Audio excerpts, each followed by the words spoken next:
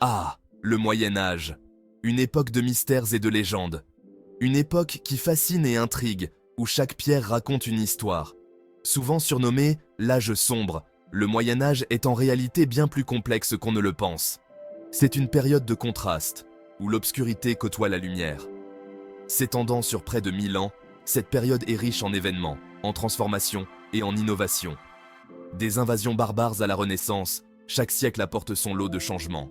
Loin d'être obscur, c'est au Moyen-Âge que se dessinent les bases de notre monde moderne. Les universités naissent, la philosophie et la science progressent. Bien sûr, c'est l'époque des chevaliers et des châteaux forts, des rois et des reines, des guerres et des conquêtes. Les tournois, les batailles épiques et les alliances politiques façonnent l'Europe. Mais c'est aussi l'époque des paysans, des artisans, des marchands. Ces hommes et femmes qui, dans l'ombre des grandes figures, bâtissent la société médiévale. Des gens ordinaires qui vivaient, travaillaient et contribuaient à la société médiévale.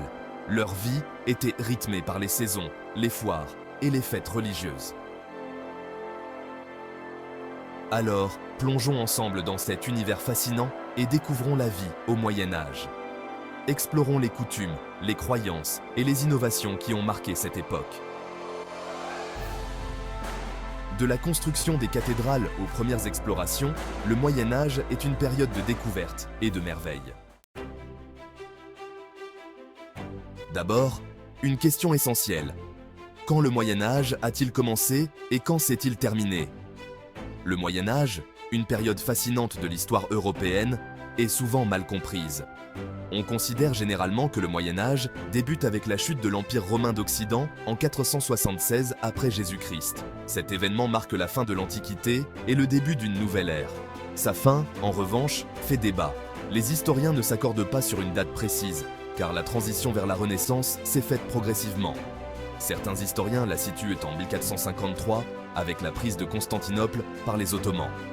Cet événement a bouleversé l'équilibre des pouvoirs en Europe et a marqué la fin de l'Empire byzantin. D'autres penchent plutôt pour 1492 et la découverte de l'Amérique par Christophe Colomb.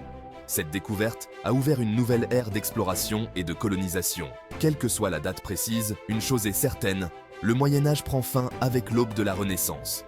Cette période de renouveau a apporté des changements profonds dans la société, la culture et la pensée européenne. C'est une période de grands changements en Europe. L'Église catholique s'impose comme une force dominante, influençant tous les aspects de la vie quotidienne. Les royaumes se forment et se disputent le pouvoir. L'agriculture reste l'activité principale, avec la majorité de la population vivant de la terre. La vie est difficile, marquée par les guerres, les famines et les épidémies. Les conditions de vie sont souvent précaires, et la survie quotidienne est un défi constant. Pourtant, le Moyen-Âge est aussi une période de créativité artistique, architecturale et intellectuelle. Les cathédrales gothiques, les manuscrits enluminés et les œuvres d'art témoignent de l'ingéniosité et de la passion des gens de cette époque. Les universités médiévales deviennent des centres de savoir, où les érudits débattent et transmettent leurs connaissances. La philosophie, la théologie et les sciences commencent à se développer, jetant les bases de la pensée moderne. Les villes médiévales se développent, devenant des centres de commerce et d'artisanat. Les marchés sont animés, et les artisans jouent un rôle crucial dans l'économie locale. La vie médiévale est également rythmée par des fêtes et des célébrations. Les festivals, les foires et les événements religieux apportent joie et répit dans une existence souvent difficile. En conclusion, le Moyen-Âge est une période complexe et riche de l'histoire européenne. Bien que souvent perçue comme une époque sombre, elle a aussi été un temps de transformation et de progrès, préparant le terrain pour la Renaissance et l'ère moderne. Parlons maintenant de la vie quotidienne des paysans au Moyen-Âge. La vie des paysans était loin d'être facile et était marquée par un travail ardu et des conditions de vie modestes. La grande majorité de la population de l'époque est constituée de paysans. Ils formaient la base de la société médiévale et étaient essentiels à l'économie. Ils vivent et travaillent sur les terres du Seigneur. En échange de leur travail, ils reçoivent une protection et un endroit où vivre. Leur vie est rythmée par les saisons et les travaux agricoles. Au printemps, ils sèment les graines, en été, ils entretiennent les cultures, et en automne, ils récoltent les fruits de leur labeur. Les paysans vivent dans de simples maisons, souvent en bois et en torchis. Ces habitations sont rudimentaires, mais offrent un abri contre les intempéries. L'intérieur est rudimentaire, avec peu de meubles. Les meubles sont souvent fabriqués à la main et se limitent à l'essentiel, comme des bancs, des tables et des lits en paille. La famille dort généralement dans la même pièce. Cette proximité renforce les liens familiaux, mais limite l'intimité. Leur alimentation est simple et frugale, composée principalement de pain, de légumes et de céréales. Les repas sont souvent monotones et peu variés. La viande est réservée aux occasions spéciales. Lors des fêtes religieuses ou des mariages, les paysans peuvent se permettre de consommer de la viande. Les paysans travaillent en dur du lever au coucher du soleil. Leur journée commence à l'aube et se termine à la tombée de la nuit, sans beaucoup de répit. Ils cultivent la terre, élèvent les animaux et s'occupent des tâches ménagères. En plus de l'agriculture, ils doivent aussi s'occuper des animaux de la ferme, comme les poules, les cochons et les vaches, et accomplir diverses tâches domestiques. Au Moyen Âge, la société s'organise autour du système seigneurial. Le seigneur est un noble qui possède des terres, appelées seigneuries. Il offre protection à ses paysans en échange de leur travail et de leur loyauté. Le seigneur vit dans un manoir ou un château.